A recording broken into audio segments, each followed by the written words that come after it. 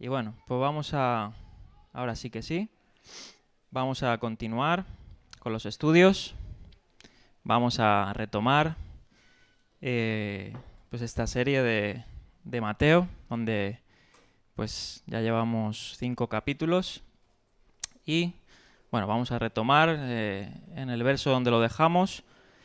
Y bueno, estuvimos el pasado sábado adentrándonos, ¿no?, en las palabras de Jesús, de Yeshua, en el Sermón del Monte, llamado el Sermón de la Montaña. Estuvimos viendo las bienaventuranzas y estuvimos viendo pues la ética del reino de Dios, ¿no? Recordar que todo este sermón está basado en el reino de los cielos, ¿no? De hecho, hoy se va a recalcar una vez más en las palabras que vamos a estar leyendo, los versículos. Y el sábado pasado estuvimos viendo la metáfora, ¿no?, que hace Yeshua con la sal, ¿no?, y con la luz. Pues aquellos que son llamados a vivir, ¿no?, en correspondencia a este reino de los cielos, su misión, ¿no?, en este mundo caído es ser sal y ser luz, ¿no?, porque somos llamados a eso. Y bueno, vamos a seguir entonces donde lo dejamos. Pues ahí en el índice vamos a ver un poquito lo que vamos a tratar de ver hoy. Apenas son 4 versículos que dan para mucho, ¿no? Pues hoy vamos a ver cómo vamos a ver el cuerpo, por decir así, del sermón, ¿no?, que va a abarcar 2 capítulos, del capítulo 5 hasta terminando el capítulo 7, y son las discusiones sobre la ley, ¿no?, interpretación de la ley, la afirmación de la ley. Y bueno, yo creo que está muy oscuro, vamos a iluminar un poquito si puedes, porque a pesar de que no se ve la pantalla, pero prefiero que haya claridad, ¿no? Entonces, bueno, pues vamos a hacer una pequeña introducción a este, como lo he titulado en la diapositiva 406, el cuerpo del sermón de la montaña. Como veis, abarca del capítulo 5, 17, ¿no?, el famoso pues no vine para abolir la ley, sino para cumplir, ¿no? Y eso llevará un desarrollo, ¿no?, hasta el capítulo 7, versículo 12. Entonces quisiera hacer una introducción y me ha gustado esta cita que he estado leyendo de este libro de Donald Carson sobre el Sermón de la Montaña, ¿no? Estaré citando algunas cosas de él y de otros comentaristas.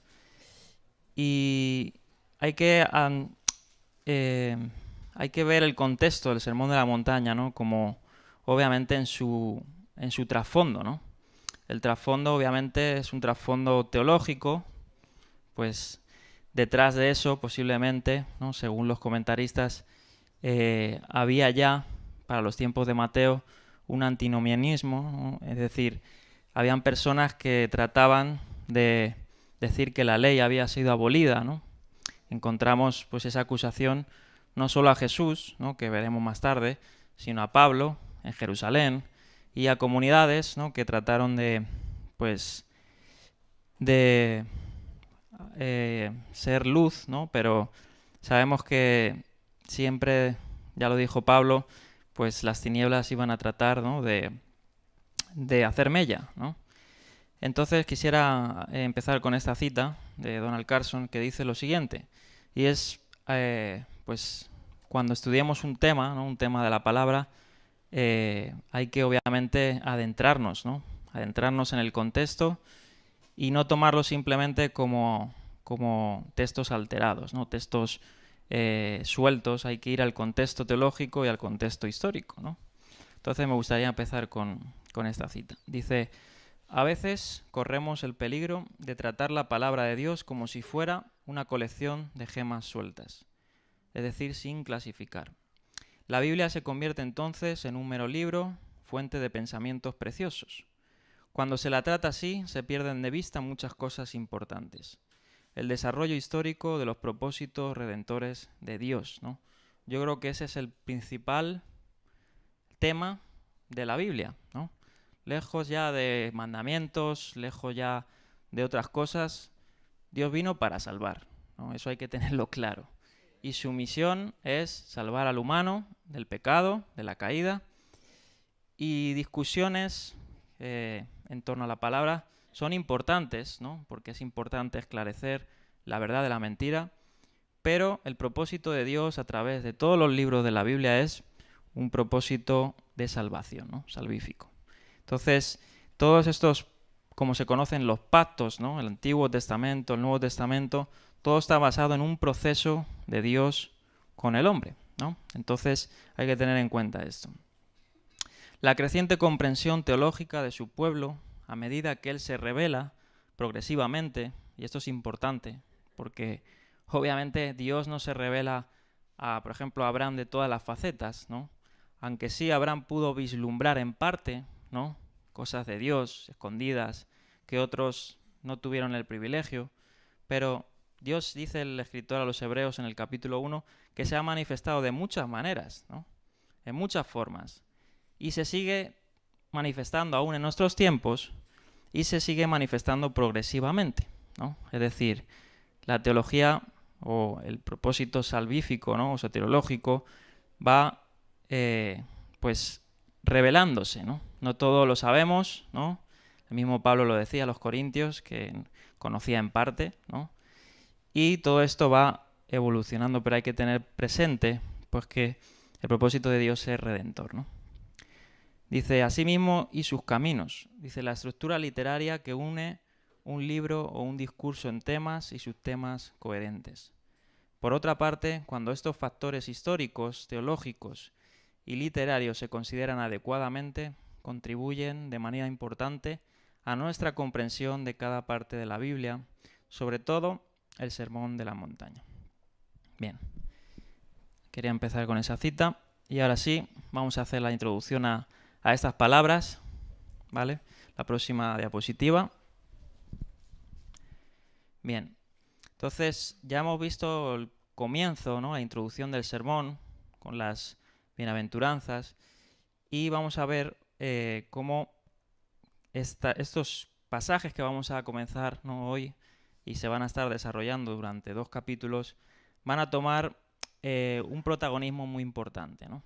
Sobre todo en cuestiones, por decir así, de interpretación de la ley, ¿no? o la revelación de la ley de Dios, ¿no?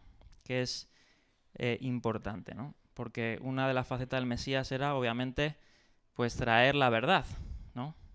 La verdad, obviamente, no solo en un contexto del, como he dicho, de salvación, sino la verdad abarca todo, ¿no? Abarca el sacar a la luz, ¿no? Cosas preciosas, cosas que posiblemente estuvieran escondidas, ¿no? Como dice a veces Pablo, que había misterios, ¿no? Y el Mesías vino a poner orden a todas esas cosas, ¿no? Poner en orden la palabra, a poner en orden el camino de Dios, ¿no? Recordamos que Juan el Bautista fue uno de los que preparó el camino y Jesús vino a establecer ese camino, a seguir, ¿no? Y por ende a poner en orden pues muchas cosas que estaban desordenadas, ¿no? En los tiempos de Jesús, de Yeshua. Entonces vamos a encontrar que ahora en este sermón va a poner orden a todo aquello que es importante, ¿no? Y que pues indica una conducta de ese reino de Dios, ¿no? Que tanto se hace énfasis en estos capítulos. Entonces vamos a ver todos estos capítulos en torno a esto. Bien, entonces vamos a ver que se hace mucha mención a la ley y los profetas, ¿no? En estos mismos textos que vamos a leer y en los siguientes. Una forma común de referirse a lo que se conoce como la Biblia hebrea, ¿no? En aquellos entonces, obviamente, no estaba el Nuevo Testamento escrito, ¿no? Y la revelación de Dios para el pueblo de Israel era el Tanaj, ¿no? La Biblia hebrea, el Antiguo Testamento, ¿no? Entonces, como dice aquí, al estudiar estos capítulos reconoceremos 2 cosas. Que estamos entrando en el gran cuerpo del sermón y que Jesús se está esforzando por relacionar su enseñanza con el Antiguo Testamento, la Biblia hebrea, ¿no? Obviamente no podemos sacar de contexto a Jesús y decir que estaba trayendo algo pues diferente, que sí lo estaba haciendo en el sentido de una innovación o una o completar aquello que no se tenía, pero él vino obviamente a reafirmarlo ya dicho por los antiguos, ¿no? Y a llenarlo aún más, ¿no? Y completarlo. De esto vamos a hablar, obviamente, porque en eso se va a enfocar los primeros versos. Y bueno, voy a tratar de transmitir lo más claro posible. Y bueno, vamos a seguir. A partir de estas consideraciones predominantes literarias, nos sumergimos en grandes temas que plantean importantes cuestiones históricas y teológicas. Y dentro de todos estos versos hay un debate muy grande, ¿no? Muy grande, porque hay muchas interpretaciones de estas palabras que vamos a leer hoy, ¿no? Obviamente no las voy a abordar, porque son discusiones que no toman pues una charla, sino que tienes que adentrarte en ellas e investigar, ¿no? Pero cabe resaltar que hay mucho debate, ¿no? En torno a estas palabras de Jesús que se han malinterpretado también, ¿no? Entonces hay que pues tratar de aclarar el asunto, ¿no?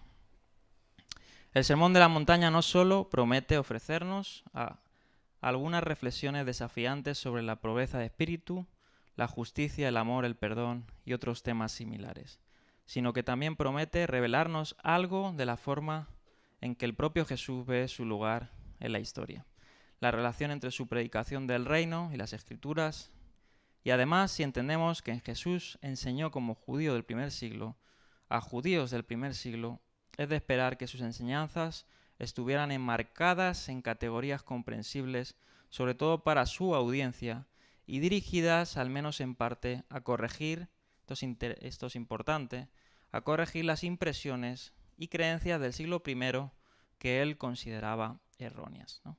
Y eso lo veremos en los que son llamados las antítesis, que son los próximos versículos, ¿no? Los famosos oísteis que fue dicho. Él vino a traer pues esclarecer todos esos pasajes que se habían sido confundidos o llevados a un extremo y a poner en orden todo esto, ¿no? Bien.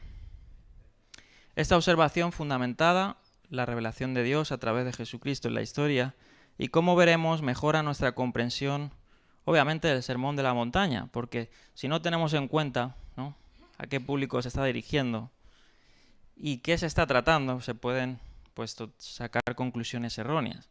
Cosa que vamos a incluso analizar algunas cosas, ¿no?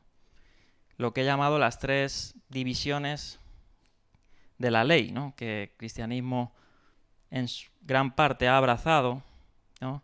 Y ahora lo explicaremos el porqué. Bien. Seguimos en esta introducción. Este pasaje se sitúa aquí por una razón muy importante. La enseñanza ética de Jesús que sigue en este sermón, así como más adelante en el Evangelio, tiene un carácter tan radical y va tan en contra de lo que era la interpretación comúnmente aceptada de los mandamientos de la ley, que es necesario indicar desde el principio la lealtad plena. Eso no es negociable, ¿no? O sea, y en algo sí que la mayoría de los estudiosos concuerdan que él no vino a anular nada, ¿no? Además es que va en contra de sus propias palabras, ¿no? O sea, él no estaba en contra, obviamente, de la ley, ¿no? Como algunos interpretan de Pablo, ¿no? Que ahora hablaremos un poquito también de esto. Y lo que no es negociable es eso, la lealtad plena e incrementable de Jesús a la ley. Ya fuera de que si en Jesús se cumple la ley, ¿no?, o la cumple por nosotros, como algunos interpretan, una gran mayoría, el propósito, obviamente, aquí, ¿no?, es pues que Jesús no quebrantó la ley, ¿no?, como algunos también han interpretado, ¿no? Porque y eso lo veremos en los capítulos próximos, en los que parece, así a una simple vista rápida, que sí que estaba en contra de la ley, ¿no? Pero hay que investigar, ¿no? Y obviamente no quiero adelantarme, pero pues teniendo en claro esto, pues es obvio que no vamos a sacar conclusiones erróneas. Bien. Solo cuando esto, ¿no?, obviamente quede claro ante los oyentes o lectores, estarán en condiciones de entender correctamente la enseñanza de Jesús sobre la justicia del reino. Este es especialmente el caso, dado que los 6 contrastes que se establecen más tarde, en el resto del capítulo, comienzan con las palabras «los habéis oído decir». Y ahí está un tema que hay que analizar, ¿no? Porque obviamente algunos han interpretado eso como que era lo que había sido dicho anteriormente, ¿no? Es decir, en la ley de Dios. Cosa que no es a simple vista tan fácil, ¿no? Las correcciones de Jesús a las interpretaciones erróneas implican la presentación del verdadero significado de la Torá, no su anulación, como podría parecer a primera vista.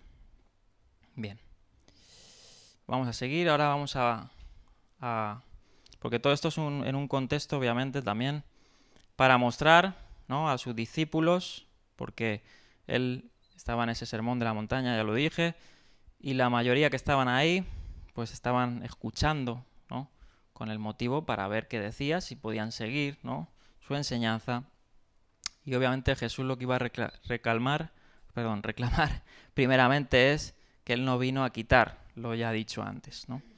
Porque si alguno, obviamente, posiblemente en los tiempos que Mateo escribiera, pues algunos decían esto, ¿no? Que el ser seguidor de Jesús era ir en contra de lo dicho por los antiguos, ¿no? Y bueno, bien. Vamos a seguir. En un pasaje caracterizado por afirmaciones de gran impacto, las palabras de Jesús en estos versículos que vamos a leer ahora sobre la obligación de los discípulos para con la ley pueden resultar poco menos que asombrosas para los cristianos que creen estar bajo la gracia y no bajo la ley. Los que están acostumbrados a interpretar ciertas secciones de las epístolas de Pablo, ¿no? Obviamente, dentro de las epístolas de Pablo es donde más se puede malinterpretar, ¿no?, este ámbito. De forma que desprecian la ley, tendrán dificultades con la perpetua autoridad vinculante de la ley, ¿no? Como podría decir, ¿estaba Jesús en contra de Pablo? ¿No? En ninguna manera, ¿no? Además que Pablo, bueno, obviamente hay que estudiar todas sus cartas, ¿no?, y ver y analizar las situaciones, porque sus cartas fueron dirigidas a diferentes situaciones, a diferentes congregaciones, ¿no? Y no todas estaban viviendo lo mismo, ¿no? Bien, pero Pablo habló positivamente, hay que tener en cuenta esto, de la ley, ¿no?, de forma similar a la enseñanza de Jesús. Por ejemplo, encontramos en pasajes de Romanos, ¿no?, que afirma que la ley es buena y santa, ¿no?, el mandamiento es justo y es bueno.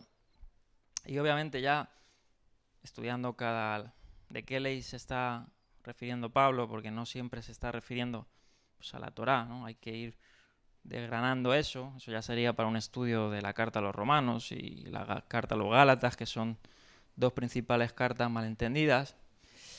Él recalca esto, que el mandamiento es justo, que es bueno, ¿no?, y que tiene un propósito.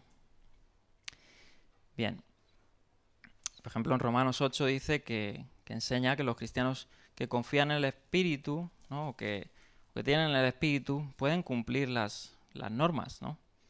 Pueden cumplir las justas normas de la ley. Y, obviamente, el propósito de la ley tiene un objetivo, ¿no?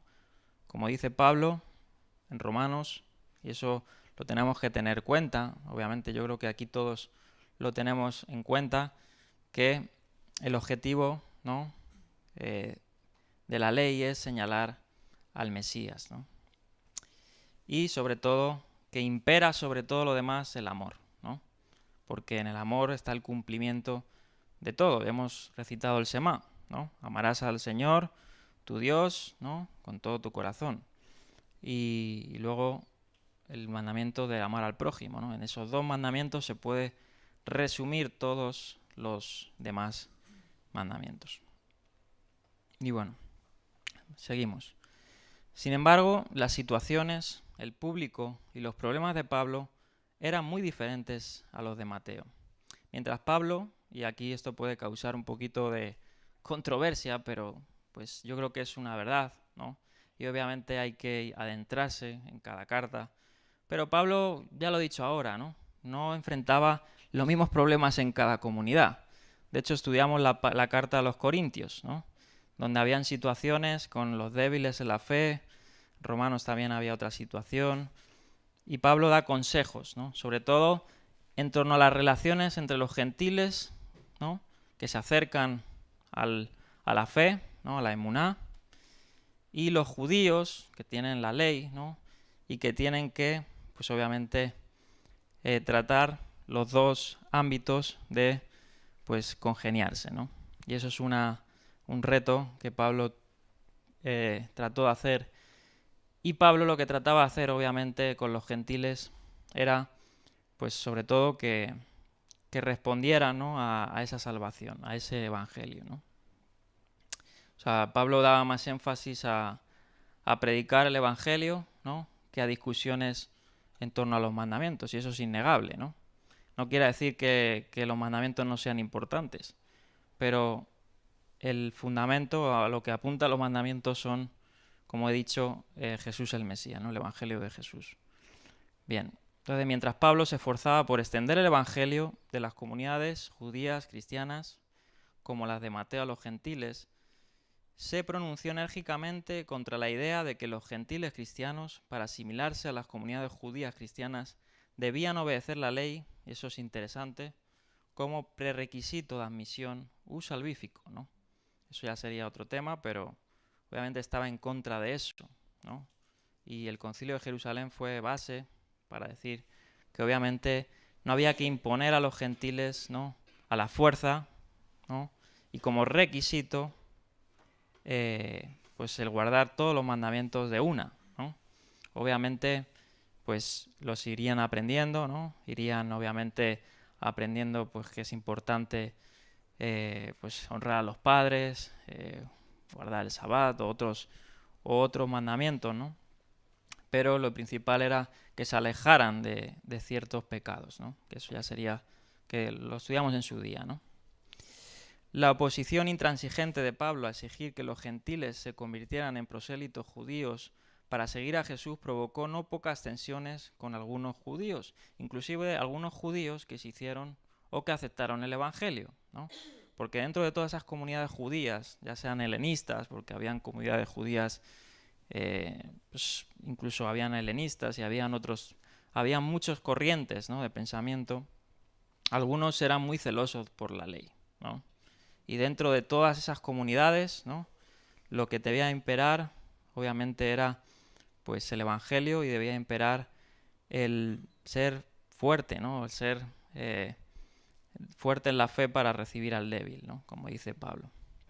Entonces muchas veces los que tenían que ser fuertes eran débiles, ¿no? Y los que tenían que ser débiles eran más fuertes, ¿no? Algunas veces pasa esto.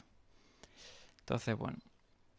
Sin embargo, durante su misión entre los gentiles, Pablo siguió afirmando su identidad judía, y eso hay que tenerlo claro, y su lealtad a la ley, ¿no?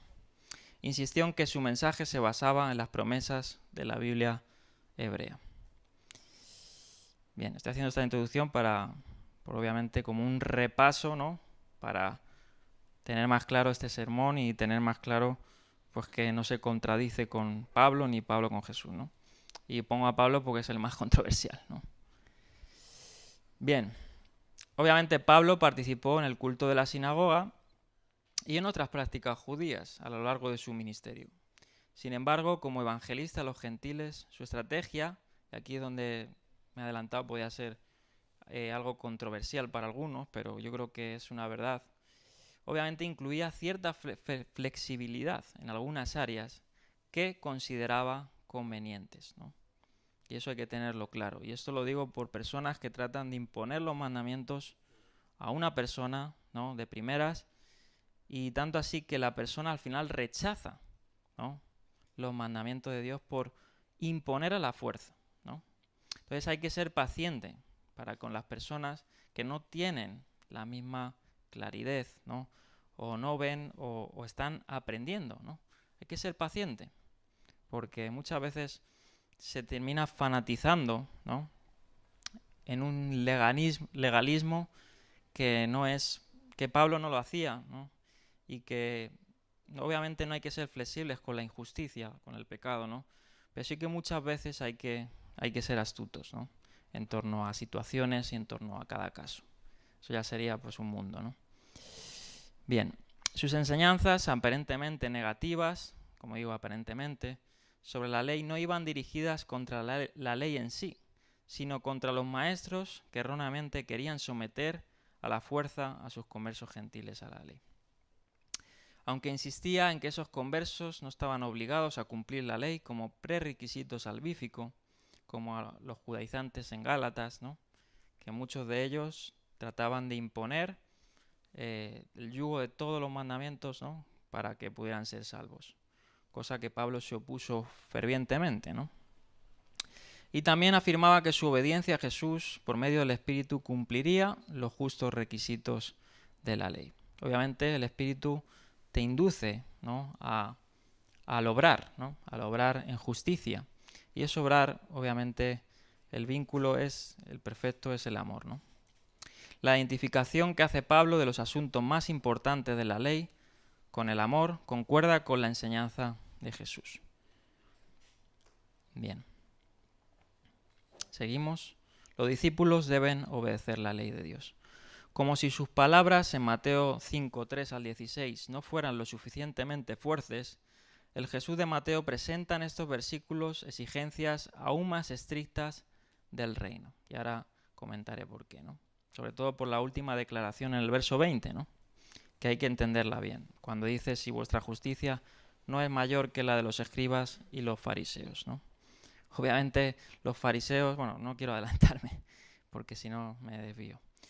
Mateo utiliza aquí las palabras de Jesús como tesis para todo el 5:21 al 48 que sigue. En esencia, Jesús advierte a los posibles seguidores: mis exigencias son más estrictas que otras interpretaciones de la ley.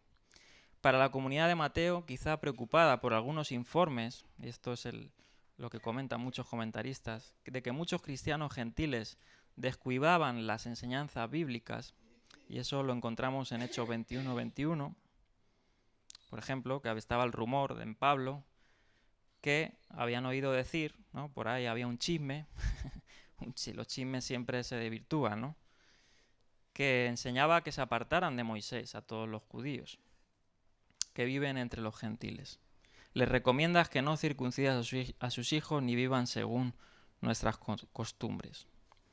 Y en otra parte, ¿no? y encontramos en Romanos, escarbando un poquito, ¿no? Cómo Pablo también mete indirectas a estos chismes. Por ejemplo, en Romanos 3:8 dice, ¿por qué no decir hagamos lo malo para que venga lo bueno? Así nos calumnian algunos, asegurando que eso es lo que enseñamos, ¿ves?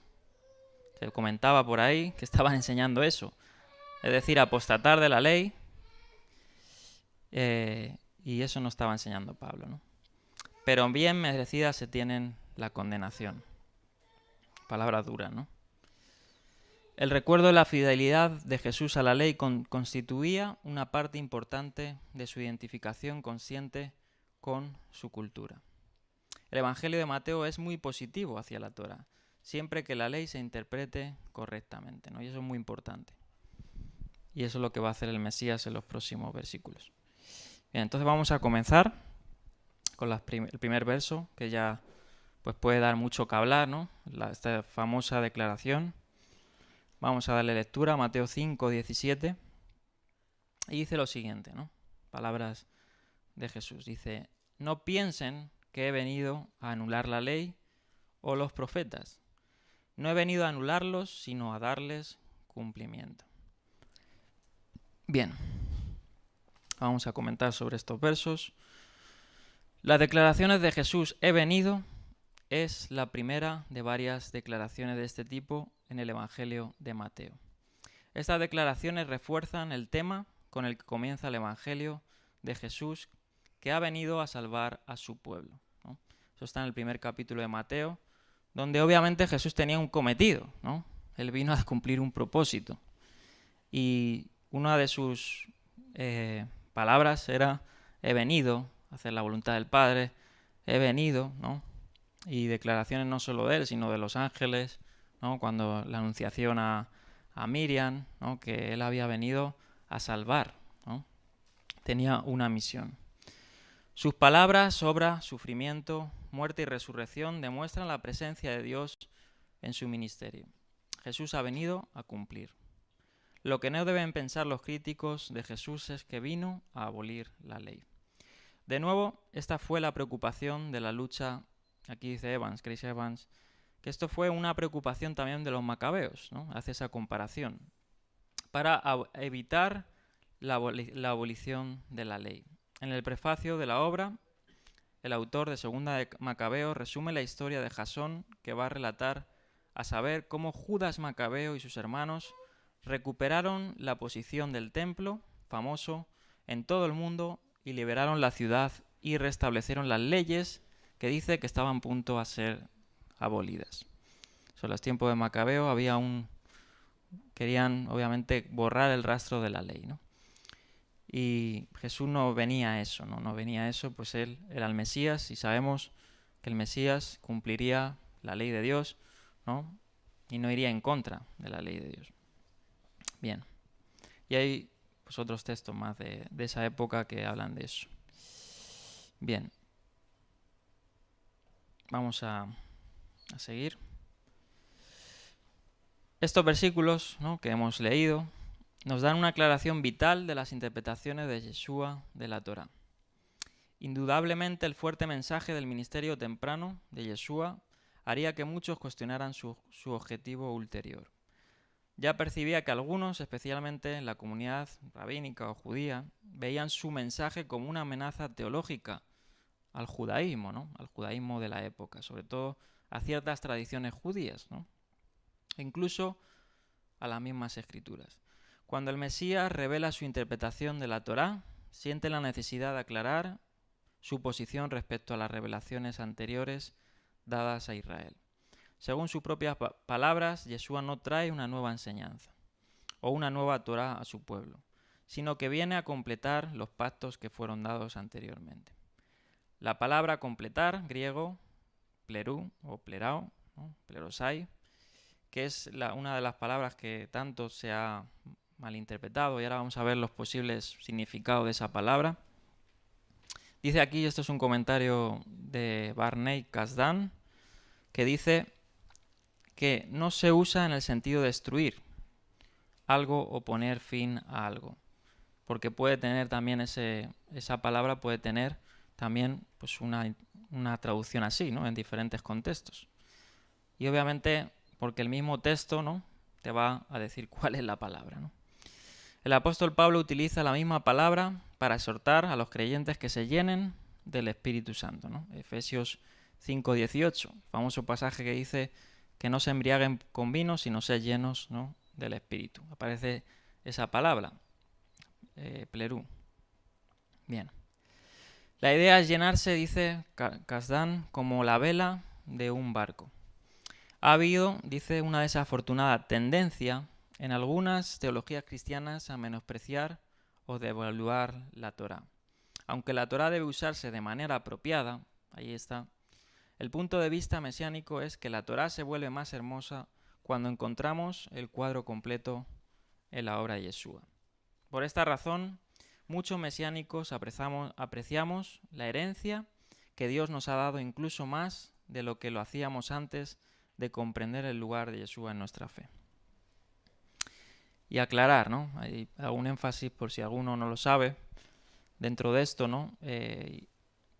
Y obviamente hay que entender lo que es la Torá, ¿no? Como dice la próxima diapositiva, la palabra hebrea Torá, literalmente enseñanza, doctrina, se traduce tanto en la palabra griega nomos, que significa ley. El griego ha tenido una influencia más directa y penetrante en español o en inglés y otras lenguas modernas que el hebreo, y por eso en la mayoría de las lenguas se habla de la ley de Moisés en lugar de la enseñanza de Moisés, ¿no? También parte de la razón por la que los cristianos consideran erróneamente que la Torá tiene un carácter legalista.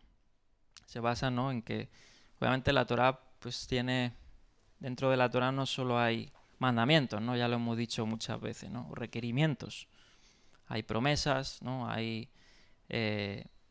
mucha instrucción, ¿no?, sobre todo guianza para el pueblo de Dios, ¿no? Y de hecho, si vamos allá al judaísmo, ¿no?, la Torá se puede incluso dividir en muchas, ¿no?, en muchas interpretaciones, ¿no? Los judíos pueden llamar Torá pues incluso a la misma tradición oral, ¿no?, aunque sí que puedan distinguirla en algunas ocasiones, ¿no?, pero pueden atribuir, pues, Torá, también inclusive a tradiciones judías, ¿no? Incluso a Midrasín, a cosas que, pues, que no son realmente lo que es estrictamente la enseñanza de Dios, ¿no?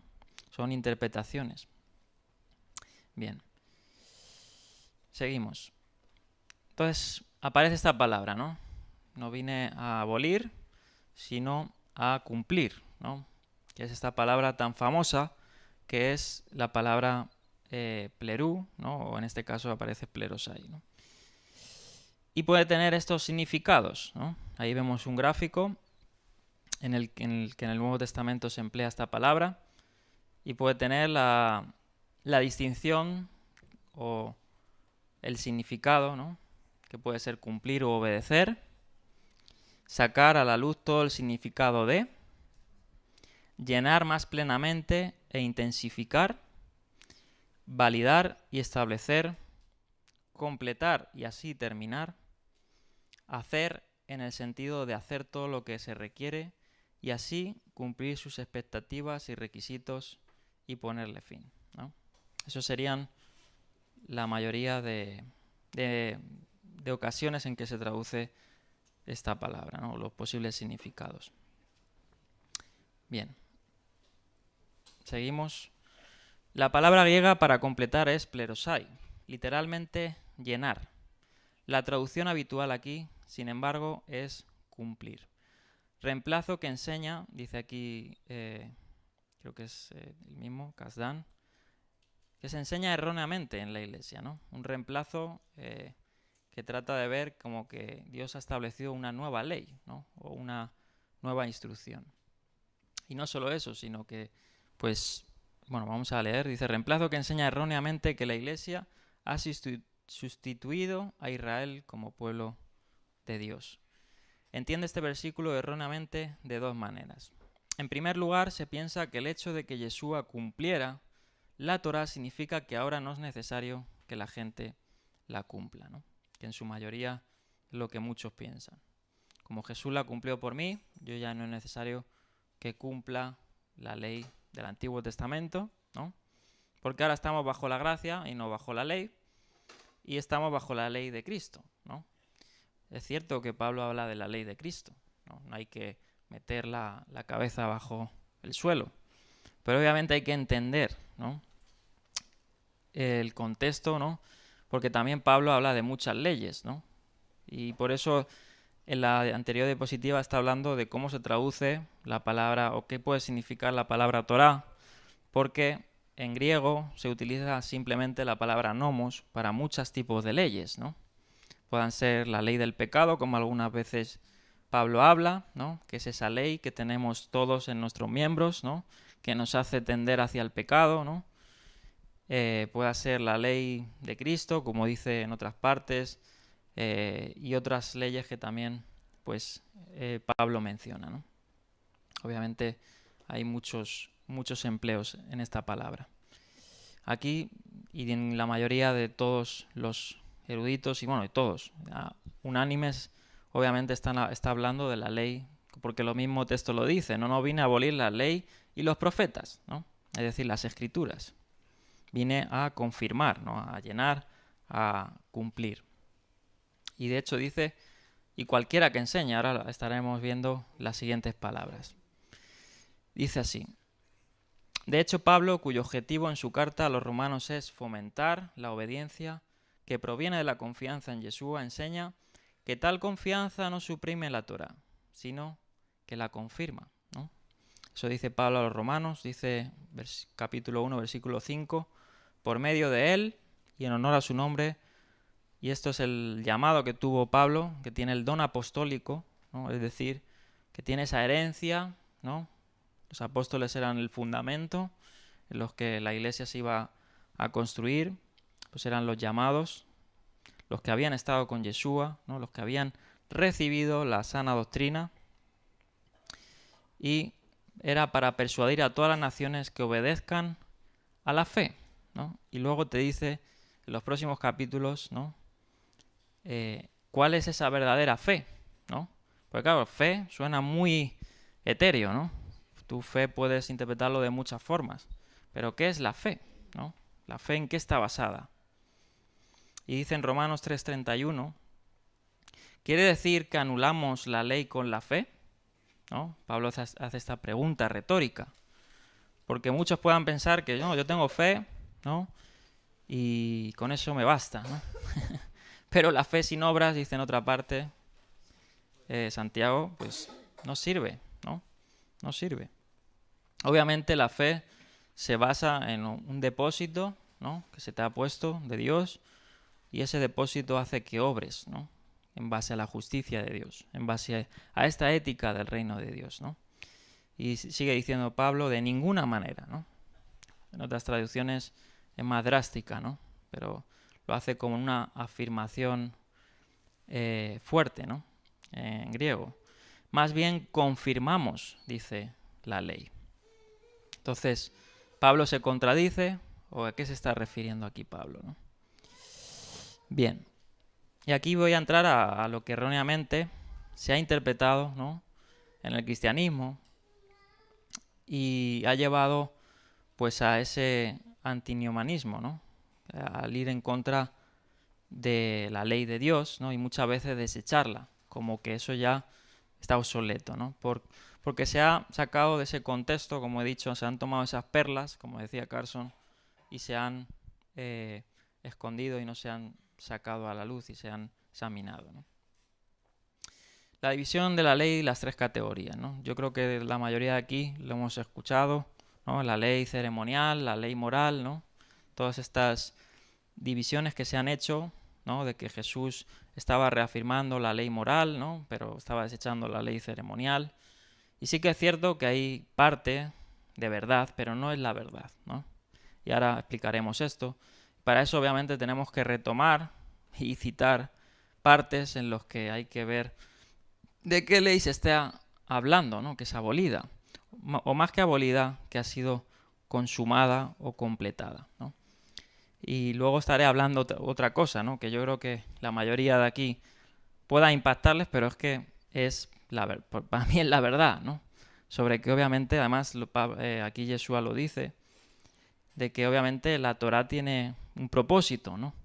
Y un propósito que se va a cumplir. Y veremos eso, ¿no? Porque dice que el cielo, que ninguna tilde pasará de la ley, ¿no? Hasta que todo se cumpla, ¿no? Entonces, bueno, veremos eso.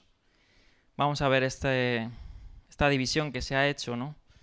Y dice aquí, esta observación también nos plantean dificultades, ¿no? Hablando de esta palabra plerosai, ¿no?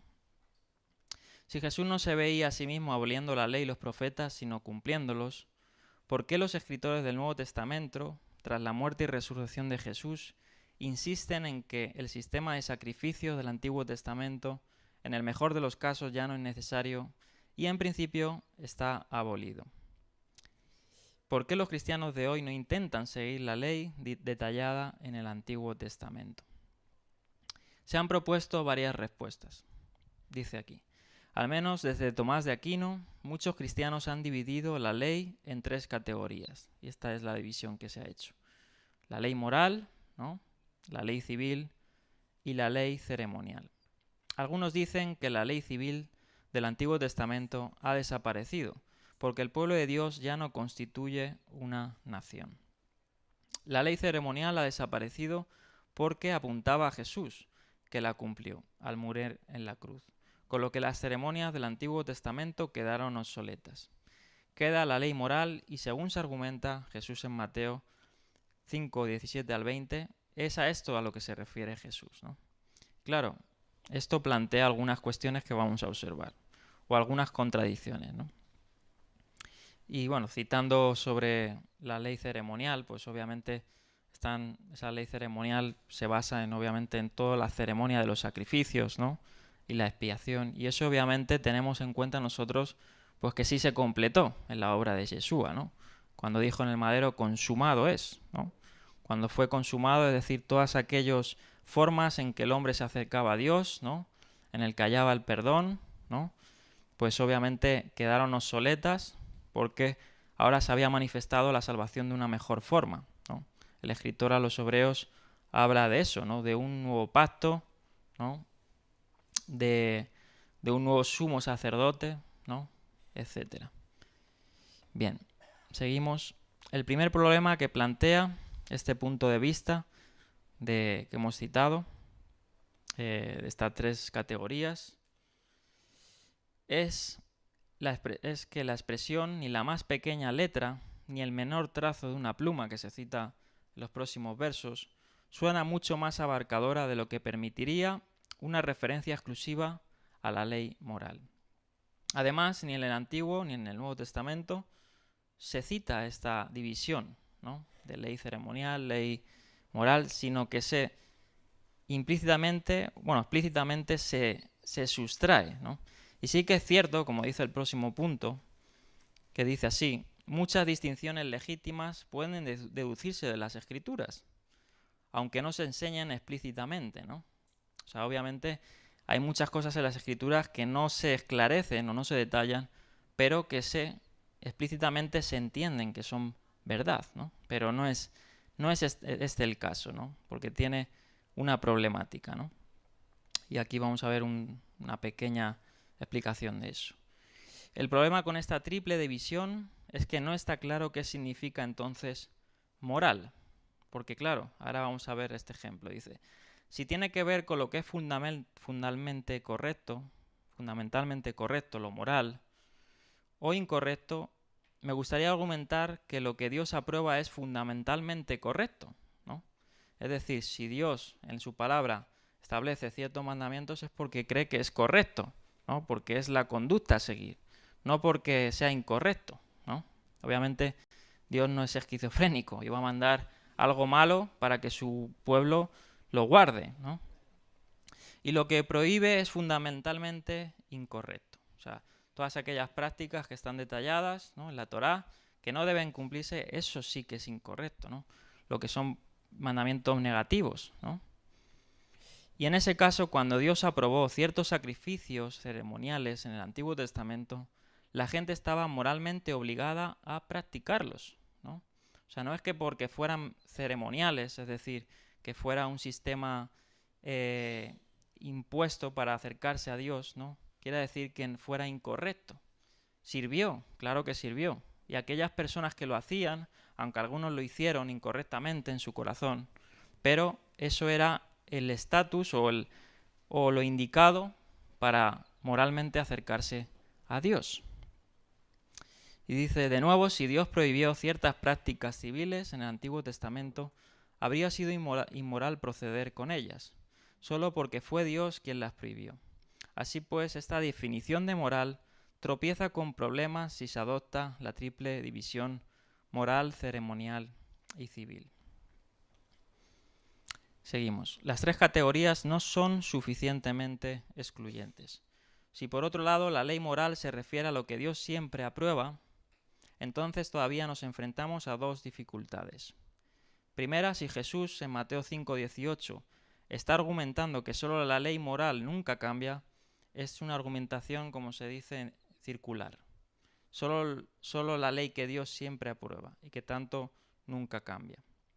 Alternativamente, si Jesús quiere establecer esta definición de ley moral, es extraño que utilice un lenguaje tan inclusivo.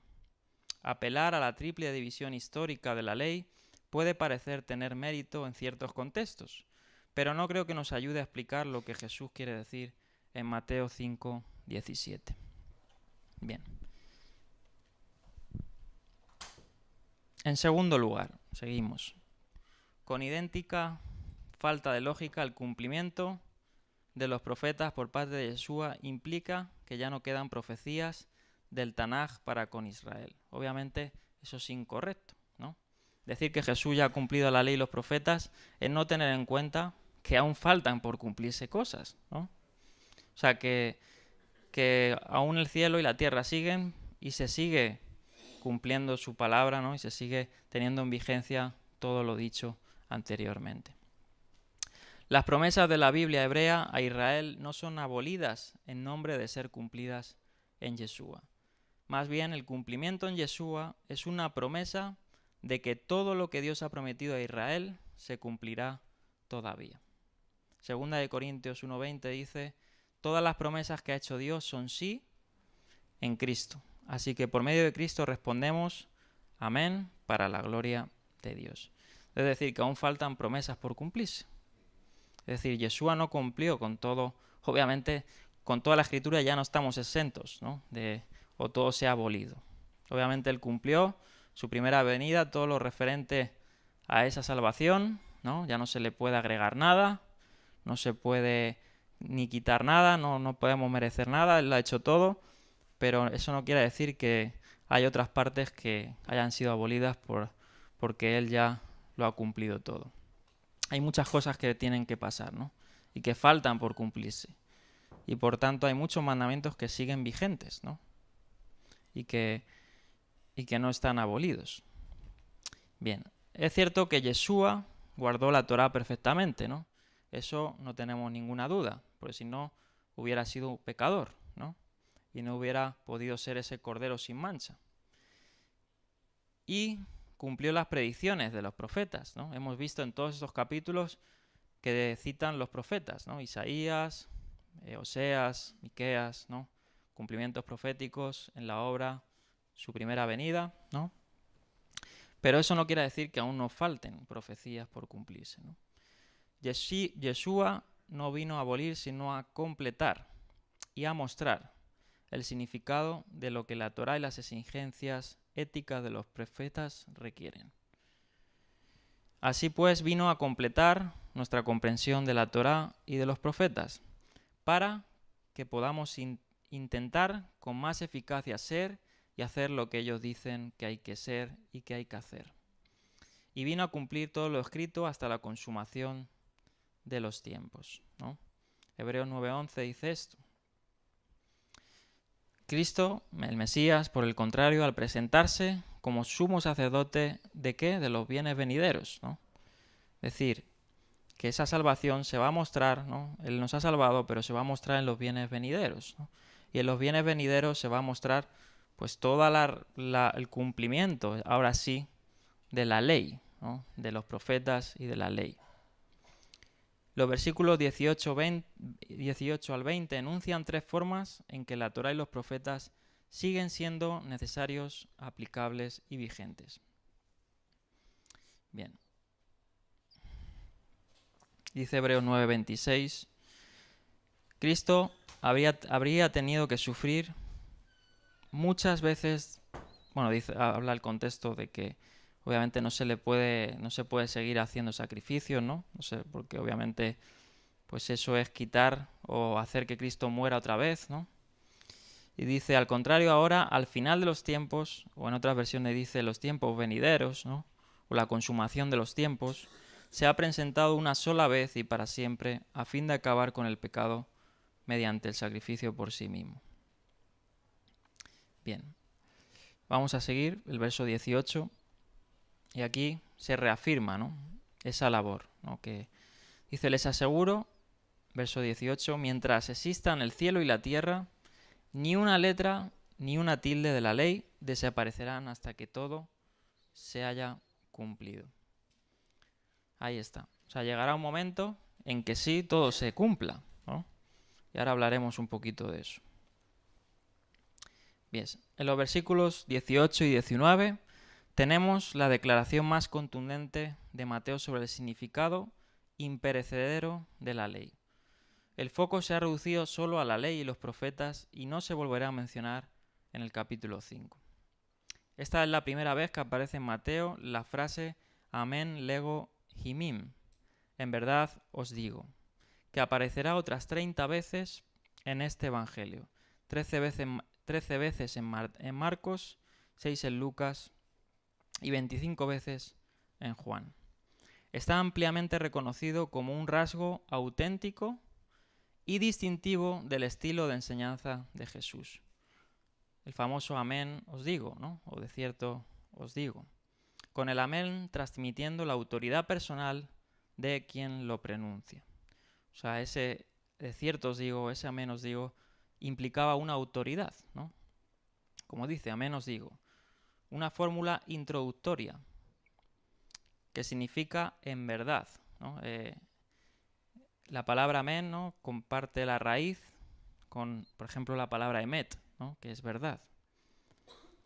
O verdaderamente, es decir, algo en lo que se puede confiar. Estas palabras subrayan la gravedad de lo que sigue. Es decir, de quien omita alguna palabra de la ley, ¿no? O enseñe, ¿no? Dice, y aún así enseñe.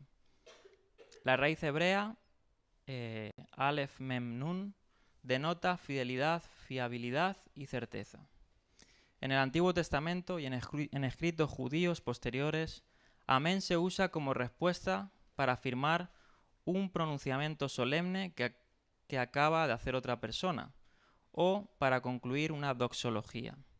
Y en Isaías 65:16 se le llama a Dios como Dios de amén, dice Isaías 65:16, que algunas traducciones pues dicen de la verdad.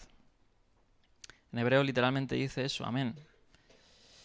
Pero el uso introductorio que Jesús hace del amén para confirmar sus propias palabras, la mayoría de los, bueno, en su mayoría dicen que es único. Ningún judío del primer siglo lo usaba como una introducción, ¿no?, a su discurso, sino como una finalización. La fórmula se utiliza en los evangelios para subrayar pronunciamientos que deben ser tenidos en cuenta, sobre todo aquellos que pueden sorprender o incomodar a los oyentes. Es decir, es algo que hay que prestar mucha atención, pues es muy importante. Este uso preliminar de amén no se encuentra ni en el Antiguo Testamento ni en la literatura rabínica, donde la palabra aparece constantemente como respuesta a una declaración precedente. Aparece nada menos que 31 veces en Mateo, muchas más que en cualquier otro evangelio, donde encontramos de cierto os digo, muchas veces. Y eso indica autoridad, ¿no? Y eso indica pues que el que está hablando está esclareciendo, ¿no?, la cuestión del asunto. Seguimos. La importante declaración introducida por esta fórmula es que no pasará ni una jota ni una tilde de la ley. Y esto es algo que es muy importante, es decir, que hasta los menores detalles de la ley van a ser cumplidos y se tiene que enseñar a cumplirlos. Se trata pues de una afirmación más contundente de que Jesús no ha venido a destruir la ley.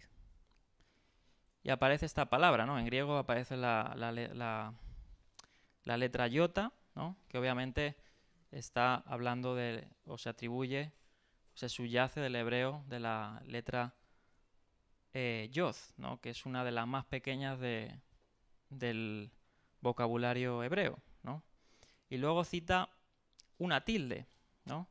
Y una tilde que, como veis ahí, puede ser un cuerno o un gancho, literalmente, se refiere a marcas diminutas del texto escrito, ya sean las que distinguen letras hebreas similares, como pueda ser la G y la Het, que le distinguen apenas un rasgo, o más probablemente las marcas ornamentales que se añaden habitualmente a ciertas letras. O sea, aun estos detalles no van a ser abolidos, ni deben de ser enseñados como que estén abolidos. Bien. Voy a leer este comentario, creo que es de Kinner, sí. Y un ejemplo que se pone en la literatura rabínica de esta importancia de la ley, ¿no?, de que no debe ser abolida. Por ejemplo, creo que es en el Talmud, se cita una historia, ¿no? Y se dice que cuando el nombre de Saraí fue cambiado por el de Sara, la yod eliminada de su nombre gritó de una generación a otra, protestando por su eliminación de las escrituras, como una metáfora, ¿no?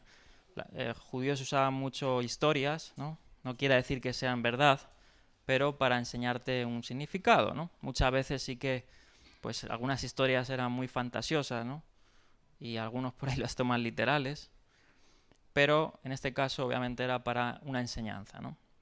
No es que la letra iota, o la letra yod, perdón, se haya puesto a disentir, ¿no?, a protestar. Pero te van a enseñar un principio, ¿no?, que es que la ley no puede no puede cambiar, ¿no?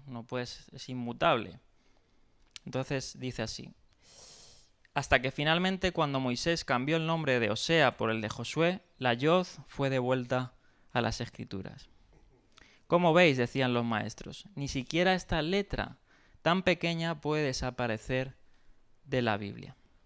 Del mismo modo, los sabios declararon, y otra historia, hablando de Salomón, que Salomón amenazó con arrancar una Yod de la ley.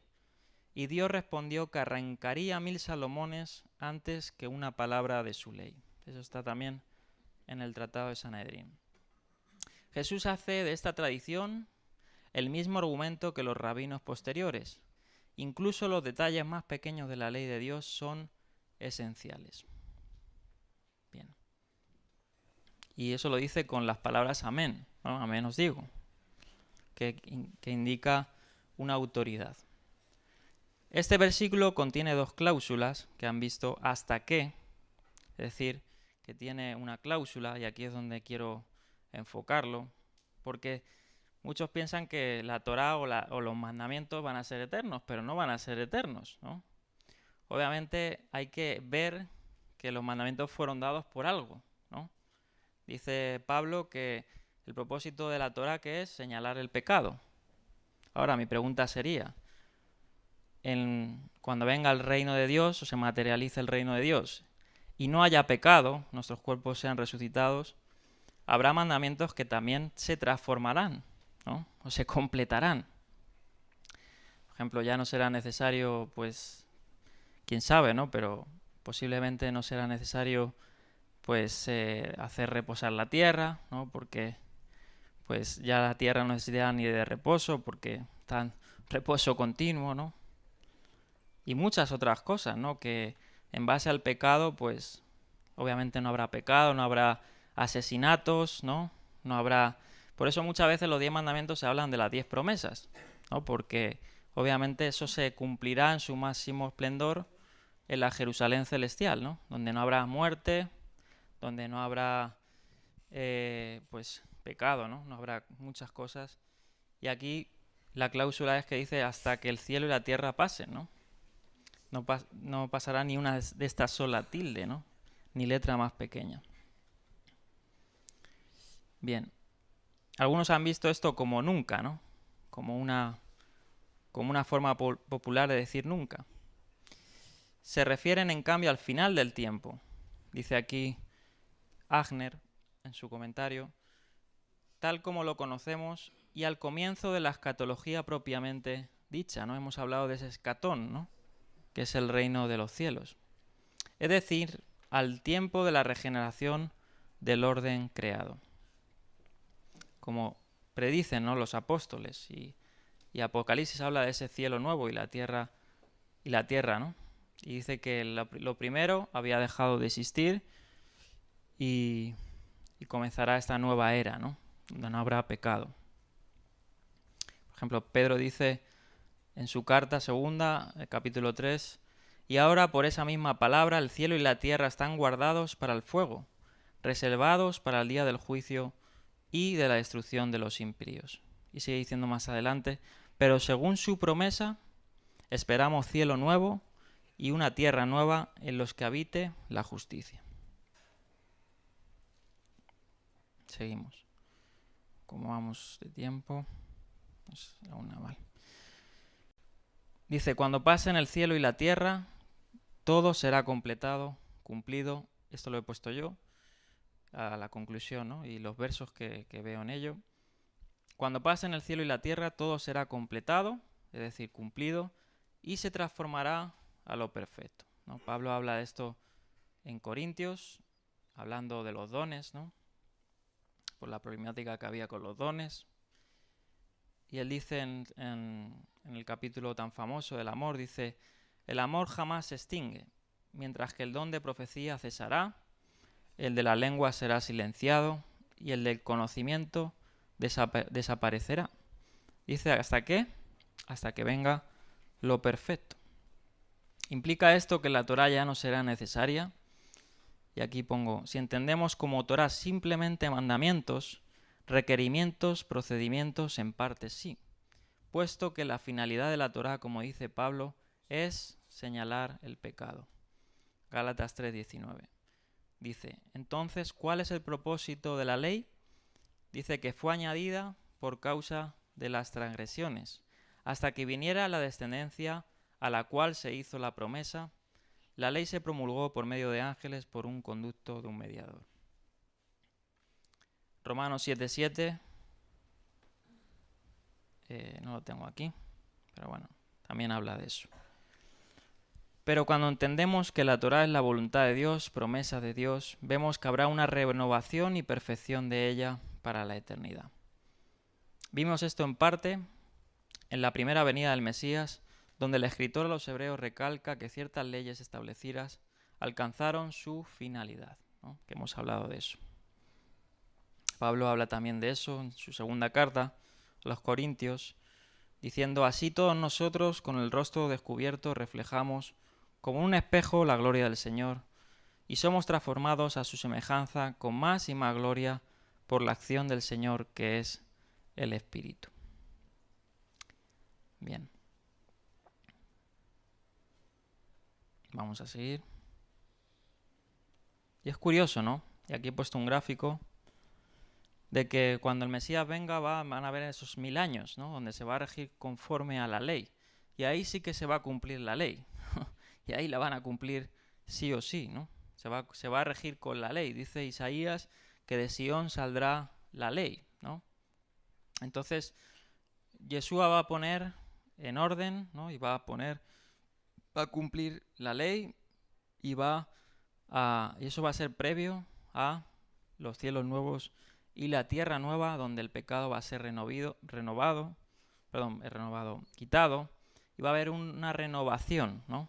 Va a haber podemos decir, una completación, ¿no? De todas las promesas y todo lo referente a la ley y los profetas. Y aquí he puesto ese gráfico, ¿no? De ese reino de Dios que sumerge, ¿no? Juan el Bautista decía, ¿no?, que el reino de Dios se ha acercado.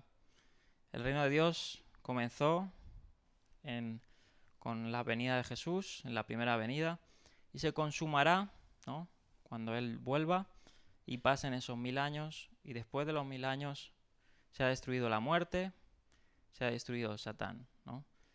Y ya no haya pecado, ¿no? Entonces, ahí vemos el gráfico, ¿no? El mundo bajo pecado, después de la creación, ¿no? Cristo en el medio, poniendo las bases del reino de Dios, ¿no? Y luego la consumación, final de los tiempos, donde ya toda una eternidad, ¿no?, se nos prometerá, pues, esa herencia inconmovible, ¿no?, incorruptible. Bien, voy a leer estos puntos. Jesús no concibe su vida y su ministerio en términos de oposición al Tanaj, ¿no?, sino en términos de realización de aquello a lo que apunta y para lo que están destinados. La ley y los profetas, lejos de ser abolidos, encuentran su continuidad válida en su realización en Jesús. Las prescripciones, obligaciones detalladas de la Torá pueden ser superadas porque todo lo que es profético debe ser hasta cierto punto provisional. Pero lo profético encuentra también su legítima continuidad en la feliz llegada de aquello a lo que apunta. Es ese reino de Dios que sumergirá. Eso dice en Mateo 11, dice, verso 11, les aseguro que entre los mortales no se ha levantado nadie más grande que Juan el Bautista. Sin embargo, el más pequeño en el reino de los cielos es más grande que él. Desde los días de Juan el Bautista hasta ahora, el reino de los cielos ha venido avanzando contra viento y marea, y los que se esfuerzan lograrán aferrarse a él. Dice, porque todos los profetas y la ley profetizaron hasta Juan, y si quieren aceptar mi palabra, Juan es el Elías que había de venir, el que tenga oídos para oír, oiga. Bien. Vamos a terminar, ya no voy a alcanzar a decir todo. Y vamos a terminar ya para este verso de 18. Hasta que todo, dice, aquí está esa cláusula, ¿no? Hasta que todo haya sucedido, ¿no? O sea, no se quitará se cumplirá hasta una pequeña parte de la ley, ¿no? Hasta que todo haya sucedido. Las cláusulas mateanas son equivalentes en el sentido de que ambas apuntan a esta escatología venidera. La ley, tal como la interpreta Jesús, sigue siendo válida hasta que se hayan producido todos estos acontecimientos que hemos hablado, ¿no? Ese reino de los cielos entre nosotros. Esto concuerda plenamente con la visión judía y rabínica de la Torá, de que la ley tiene una permanencia, ¿no? Jesús es el objetivo de la ley y los profetas, el portador del reino y, por tanto, el intérprete final del significado.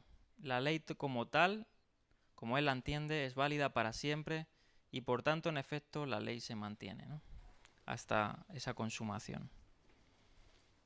Y bueno, luego está esta exhortación, ¿no? Que veremos el próximo sábado, sobre aquellos que no toman en cuenta este amén, ¿no? Esta certidumbre que da Jesús, ¿no? Y habla de aquellos que infrinjan, ¿no? Y no solo que infrinjan, sino que enseñan a otros. Y obviamente aquí no está hablando de salvación, ¿no? Porque todos somos pecadores, ¿no? Infringimos los mandamientos a diario. Pero sabemos que toda competencia, todo mandamiento tiene una retribución, ¿no? Y si nuestra vida está basada en esa respuesta, ¿no?, a ese reino de los cielos que sumerge desde dentro, debemos de guardar su palabra, ¿no? Y esto implica pues que estamos avanzando, ¿no? El reino de Dios sigue avanzando entre nosotros, ¿no? Llegará un día que sí que pues nuestros cuerpos serán redimidos, ¿no? Y que podremos pues gozar, ¿no?, de esa plenitud, ¿no?